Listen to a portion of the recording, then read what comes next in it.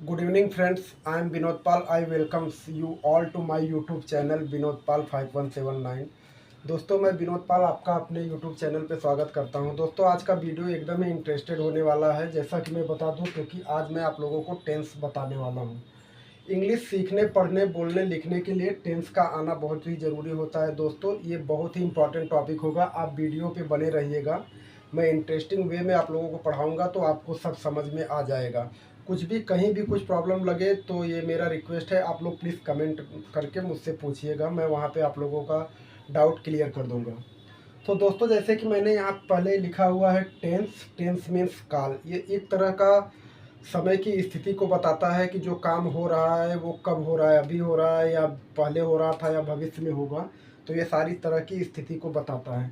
Tense mainly 3 प्रकार के होते हैं दोस्तों। PRESENT, present tense, past tense और फ्यूचर टेंस।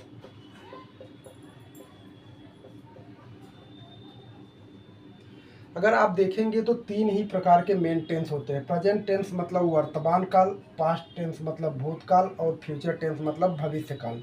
इन तीनों पर ही हमारे इंग्लिश के सारी की सारी चीज़ें डिपेंड होती हैं और पढ़ाया, लिखाया और समझाया जाता है कि इसमें कैसे होता है।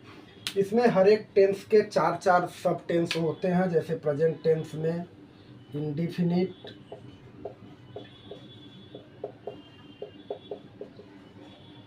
Continuous,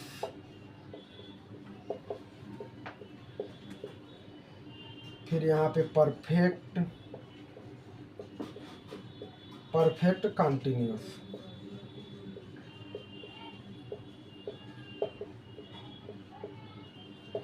I present indefinite tense, present continuous tense, present perfect tense and present perfect continuous tense. ऐसे ही आप देखेंगे तो पास्ट टेंस में भी 3 होते हैं और वो पास्ट टेंस में 3 जो हैं वो इसमें भी इंडिफिनिट,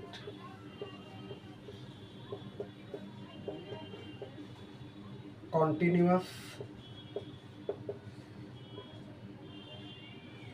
परफेक्ट, परफेक्ट कॉन्टिन्यूअस।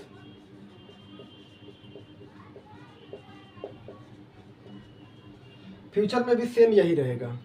तो दोस्तों, पहले तो मेन 3 टेंस होते हैं, present tense, past tense and future tense.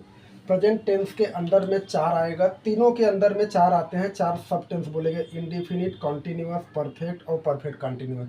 ये इनके नाम के साथ जुड़ जाते हैं। जैसे प्रेजेंट टेंस है तो present indefinite, present continuous, present perfect, present perfect continuous. और अगर ये पास्ट टेंस है तो past indefinite, past continuous, past perfect और पास्ट परफेक्ट कॉन्टिन्यूअस। ऐसे फ्यूचर है तो future indefinite, future continuous, future perfect और फ्यूचर परफेक्ट कंटिन्यूअस। ये टेंस होते हैं। ये आप लोग इसका नाम याद रखिएगा, हो सके तो कहीं नोट कर लीजिएगा। अभी मैं इसको मिटा देता हूँ और इसके आगे का मैं बताता हूँ।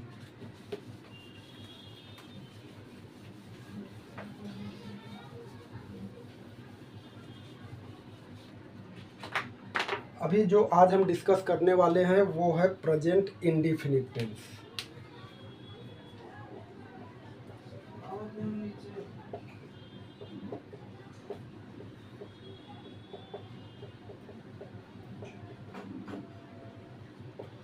टेंस मेनली जैसा कि मैंने बताया है 4 होते हैं और उन 4 में प्रेजेंट मेनली 3 होते हैं। उन 3 का 4 सब टेंस होते हैं। जैसे प्रेजेंट इंडिफिनिट, उसमें से पहला है प्रेजेंट इंडिफिनिट। को हम पहचानेंगे कैसे? इसको पहचानना बहुत ही आसान है। इसमें अगर आप देखेंगे तो क्रिया के अंत में ता, ता, ती, ते के बाद हैं, हूँ, हो आता है। आप इसे ऐसे पहचान सकते हैं कि प्रेजेंट इंडिफिनिट टेंस के लास्ट में ता, ते, ती के बाद हैं, हूँ, हो आता है। तो अगर ये कहीं पे आए तो आप लोग जान जाइएगा कि ये प्रेजेंट इंडिफिनिट टेंस है। जैसे कि राम घर जाता है, सीता आम खाती है, अर्पिता पढ़ती है, बच्चन सोता है। तो इसमें आप देखेंगे ताते ती के बाद हैं, हूँ, हो आया है। इसको प्रेजेंट इंडिफिनिट टेंस को अनुवाद करने के नियम, ट्रांसलेट बनाने के कुछ नियम होते हैं। और इसमें भी 3 तरह के और भी सब टाइप्स होते हैं। जैसे प्रेजेंट इंडिफिनिट टेंस में आता है सकारात्मक वाक्य, नकारात्मक, प्रश्नवाचक।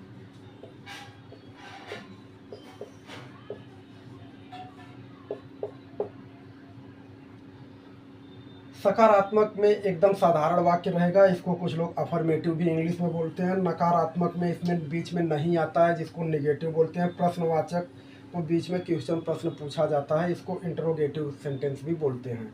जैसे सकारात्मक का अगर मैं एग्जांपल दूं तो मैं बताता हूं, राम आम खाता है। ये हो गया साधारण वाक्य, इसमें कुछ भी न तो प्रश्न पूछा गया है न तो इसमें नाट आया है। नकारात्मक में राम आम नहीं खाता है।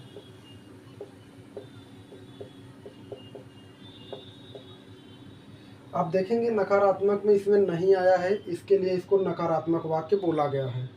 प्रश्नवाचक वाक्य में जैसे नाम से ही इसमें लिखा है प्रश्न, तो इसमें सेंटेंस में प्रश्न पूछा जाएगा। जैसे क्या राम आम खाता है।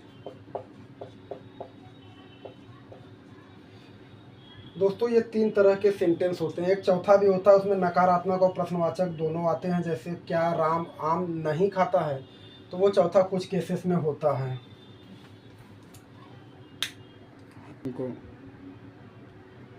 दोस्तों जैसा कि मैंने बताया है कि प्रेजेंट इंडिफिनिट टेंस में भी 3 आते हैं, साधारण वाक्य, नकारात्मक वाक्य और प्रश्नवाचक वाक्य। तो अभी आप देखेंगे कि साधारण वाक्य के अनुवाद बनाने के क्या नियम होते हैं। साधारण वाक्य अनुवाद बनाने के नियम बहुत ही सरल है। इसमें सबसे पहले आएगा कर्ता, कर्ता के बाद आएगा क्रिया, और क्रिया में यस या ईएस लगाते हैं। उसके बाद आएगा कर्म। ये साधारण वाक्य के नियम अनुवाद बनाने के नियम है। अब देखेंगे तो ये बहुत ही सरल है। मैं आपको बता दूं, राम घर जाता है,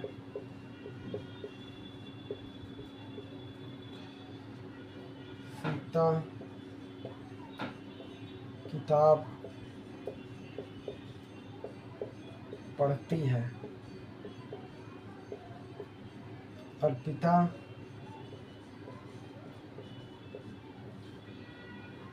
मैच खेलती है।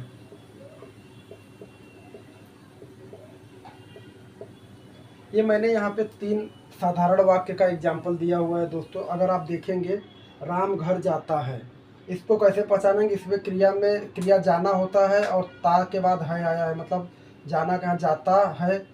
सीता किताब पढ़ती है, अर्पिता मैच देखती है। तो ता ते ती के बाद अगर है हूँ आता है तो ये प्रेजेंट इंडिफिनिट टेंस होता है, और इसमें कोई नकारात्मक और प्रश्नवाचक नहीं है, तो ये साधारण वाक्य हो गया। और साधारण वाक्य बनाने का नियम मैंने यहाँ पे लिखा हुआ है, तो अगर आप देखेंगे तो आप जान जाएंगे इसकी अंग्रेजी कैसे बनेगी। सबसे पहले हो गया यहाँ पे कर्ता, कर्ता यहाँ पे राम है तो राम,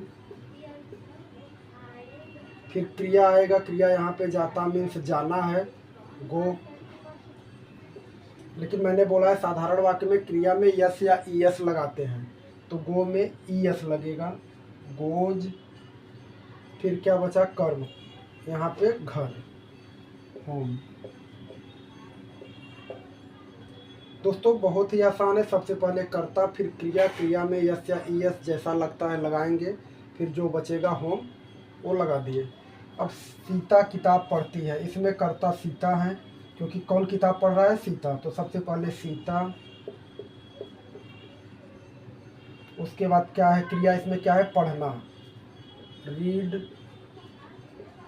लेकिन नियम में है क्रिया के बाद यस या यस लगेगा, तो इसमें यस लगेगा। 90% केसेस में यस ही लगता है। फिर क्या बचा, किताब, book, book. Sita reads book. अभी अर्पिता मैच देखती है, इसमें कर्ता अर्पिता है तो अर्पिता,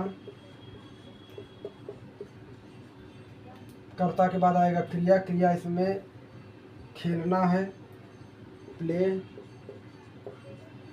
क्रिया में यस या यस लगेगा, यस, प्लेज, फिर क्या बचा, मैच।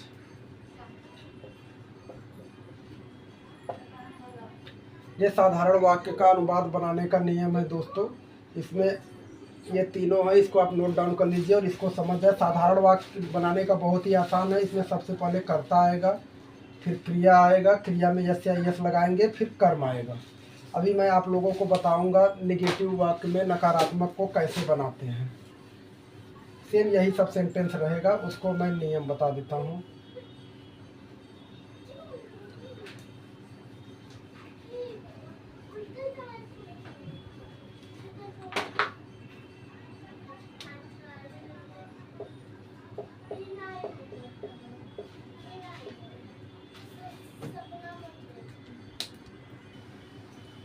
दोस्तों नकारात्मक वाक्य के अनुवाद बनाने के नियम में थोड़ा सा डिफरेंट होता है। प्रेजेंट इंडिफिनिट टेंस का जो हेल्पिंग वर्ब मतलब सहायक क्रिया वो होती है डू और डज। डू और डज। अब डू किसके साथ लगता है और डज किसके साथ लगता है, मैं आप लोगों को एक ही बार में बता दूं।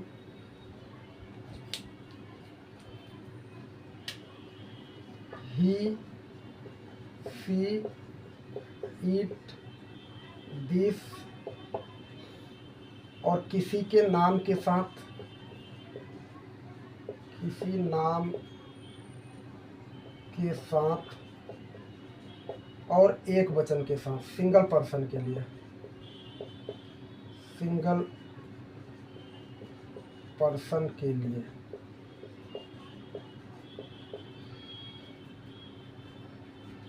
नहीं, गलत हो गया, सॉरी।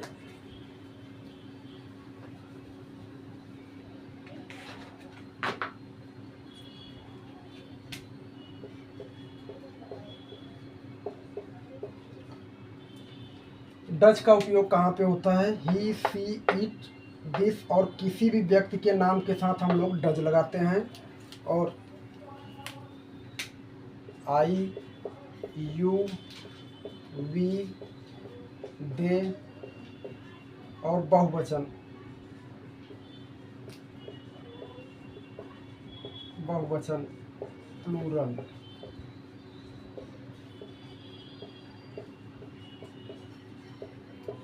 के साथ डू लगता है। जब कभी भी आप लोग देखोगे किसी ही है, सी है, इट है, दिस है या किसी का नाम जैसे राम, श्याम, सीता, सलीम, महेश, रौनक, ये सब के साथ हम लोग डज लगाएंगे। और आई, वी, यू, दे और किसी बहुत लोगों के साथ जैसे वे लोग, वे, हम, इनके साथ हम लोग डू लगाएंगे। बट डज और डू का उपयोग साधारण वाक्य में नहीं होता है। ये सिर्फ नकारात्मक वाक्य और प्रश्नवाचक वाक्य में ही इनका यूज किया जाता है। दोस्तों इस चीज़ को आप लोग हमेशा याद रखिएगा कि सिंगल पर्सन और ही सीट के साथ डज और आयु वी देव बहुवचन के साथ डू का उपयोग होता है। मैं भी मिटा देता हूँ, ये लिए आप लोग याद रखिएगा या नोट कर लीजिएगा।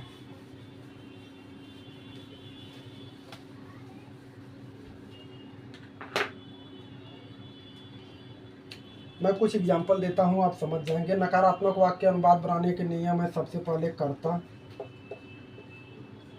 कर्ता के बाद सहायक क्रिया,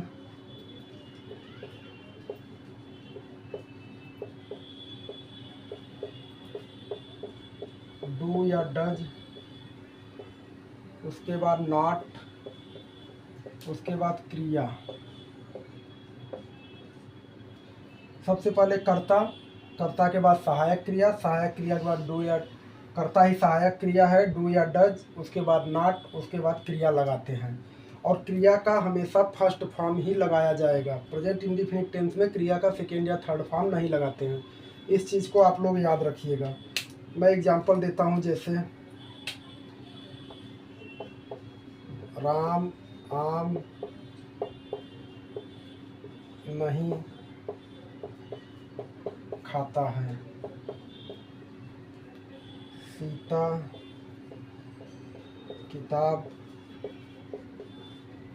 नहीं पढ़ती है। मैं घर नहीं जाता हूँ। अब आप देखेंगे इसमें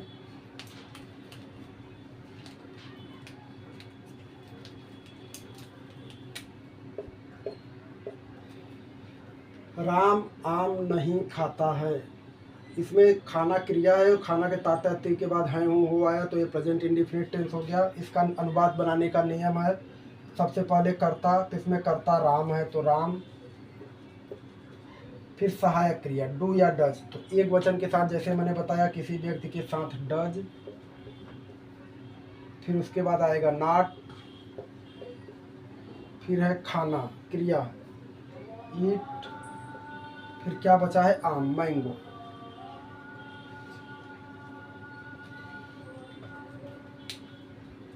सीता किताब नहीं पढ़ती है, तो यहाँ पे कर्ता सीता है, कर्ता सबसे पहले तो सीता SITA सीता, फिर सहायक क्रिया डज, फिर उसके बाद क्या आएगा नॉट। रुक जा, ये था आएगा ना उतना चलो लो बैठ के।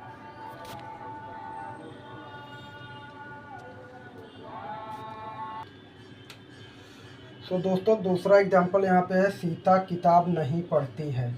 इसका अनुवाद बनाने का नियम है, सबसे पहले सीता, उसके बाद सहायक क्रिया डू या डज, तो डज, उसके बाद आएगा नॉट, फिर बचा है क्रिया रीड, फिर बुक। इसका नियम है दोस्तों, सीता, सीता के बाद सहायक क्रिया आती है डज, उसके बाद नॉट, उसके बाद क्रिया रीड, फिर बुक। अब लास्ट में बचता मैं घर नहीं जाता हूँ, तो इसमें करता मैं हूँ तो आई के साथ मैंने बताया हुआ है डू लगेगा, सो डू, उसके बाद नॉट, फिर क्रिया आती है, क्रिया है गो, फिर होम, बंद करो, I do not go home. दोस्तों जैसा कि प्रेजेंट इंडिफिनिट टेंस का मैंने साधारण वाक्य और नकारात्मक वाक्य बता दिया है, तो अब बचता है प्रश्नवाचक वाक्य। प्रश्नवाचक वाक्य के भी अनुवाद बनाने के कुछ नियम होते हैं। जैसे अगर इसमें प्रश्नवाचक वाक्य सबसे पहले ही आता है, एग्जाम्पल के लिए मैं आप लोगों को बता दूं, क्या राम आम खाता है, क्या सीता किताब पढ़ती है,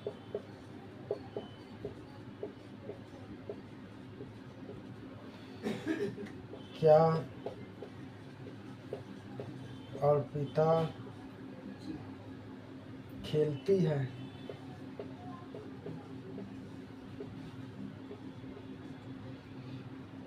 ये आप देखेंगे इसमें तीनों में सबसे पहले क्या आया है, तो इसका अनुवाद बनाने का जो नियम होगा वो नियम कुछ इस प्रकार होगा। जैसे सबसे पहले इस क्या की इंग्लिश नहीं लिखेंगे, इसके जगह पे कर्ता के हिसाब से डू या डज लिखा जाएगा। जैसे ये राम सिंगल है तो सिंगल के साथ डज, फिर उसके बाद आएगा कर्ता, उसके बाद आएगी क्रिया। आप लोगों को मैंने पहले ही बताया हुआ है कि किसी का नाम के साथ या एक वचन के साथ हमेशा डज लगता है, बाकी आई वी यू और दे के साथ डू लगता है। तो अभी आप यहाँ पे देखेंगे क्या राम आम खाता है, तो इसका अनुवाद बनाने का नियम है, अगर क्या पहले आया तो डज, फिर कर्ता, कर्ता राम है राम, फिर क्रिया है यहाँ पे खाता मतलब खाना ईट, फिर क्या बचता है आम मैंगो। क्या सीता किताब पढ़ती है, सो पहले डज, फिर कर्ता सीता, फिर यहाँ पे है क्रिया है यहाँ पे पढ़ना रीड, क्या बचता है? किताब, बुक। क्या अर्पिता खेलती है? अब तो आप ये लोग समझ चुके होंगे कि इसमें कोई नियम बनाने कैसे। सेम ये जैसे दोनों है वैसे ही ये तीसरा भी रहेगा। क्या के लिए सबसे पहले लगाएंगे? डज, फिर अर्पिता, करता है तो अर्पिता, उसके बाद क्रिया प्ले। बहुत ही सरल है दोस्तों। अगर यहीं पे किसी का आई रहेगा तो डच के जगह पे डू लग जाएगा। वो भी मैं एक दो एग्जांपल आपको बता देता हूँ।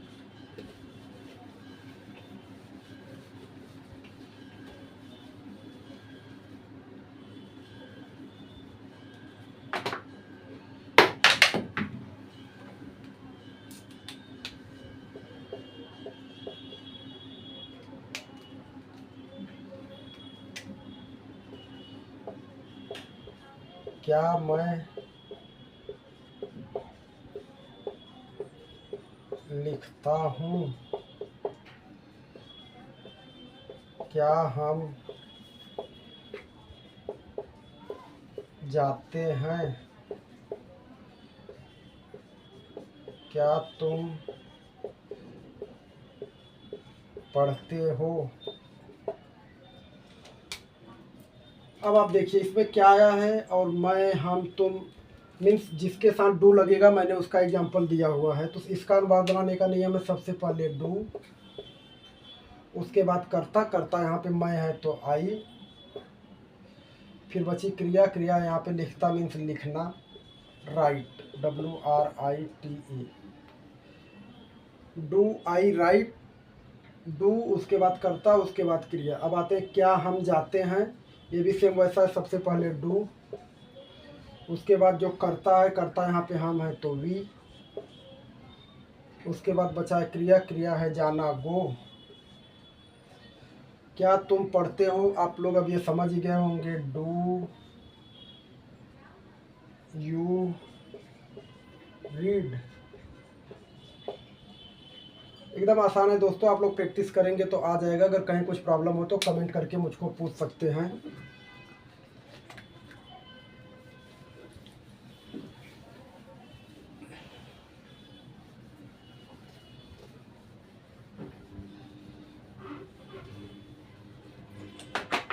अभी कभी कभी ऐसा आप लोग देखते हैं कि प्रश्नवाचक वाक्य जो है वो वाक्य के बीच में आता है। जैसे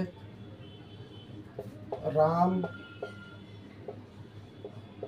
कहाँ जाता है,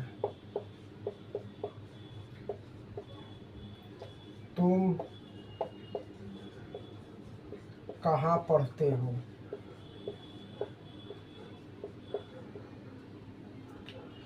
कहाँ की जगह पे डाल देते हैं क्या।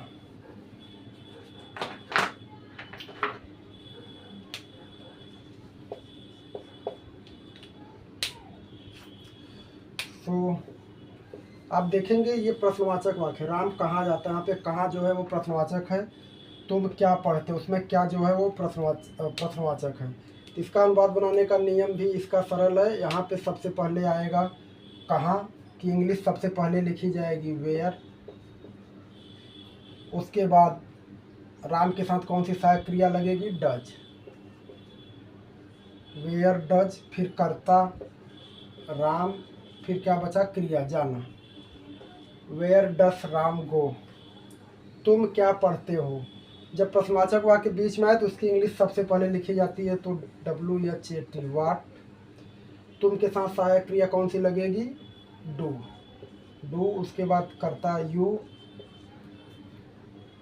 पढ़ना की इंग्लिश होती है read, what do you read. तो दोस्तों प्रश्नवाचक वाक्य दोनों, अगर प्रश्नवाचक वाक्य पहले आए तो उसकी इंग्लिश नहीं लगाई जाती, लेकिन अगर प्रश्नवाचक वाक्य बीच में आए तो सर्वप्रथम उसकी इंग्लिश सबसे पहले लगाई जाती है, उसके बाद फॉलोड बाय दिस रूल आप लोग कोई भी अनुवाद बना सकते हैं। अभी लास्ट में बचता है दोस्तों कुछ ऐसे भी एग्जाम्पल्स होते हैं जिसमें प्रश्नवाचक और नकारात्मक दोनों आते हैं।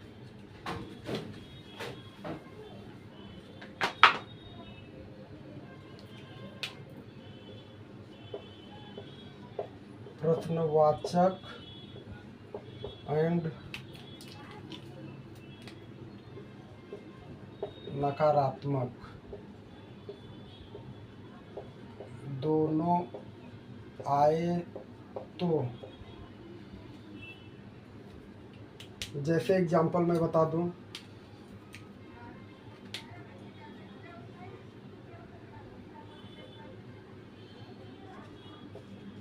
क्या राम घर नहीं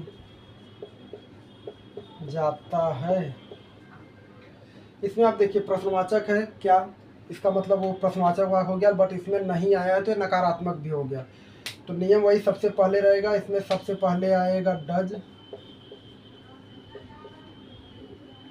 उसके बाद कर्ता, फिर नॉट, उसके बाद क्रिया।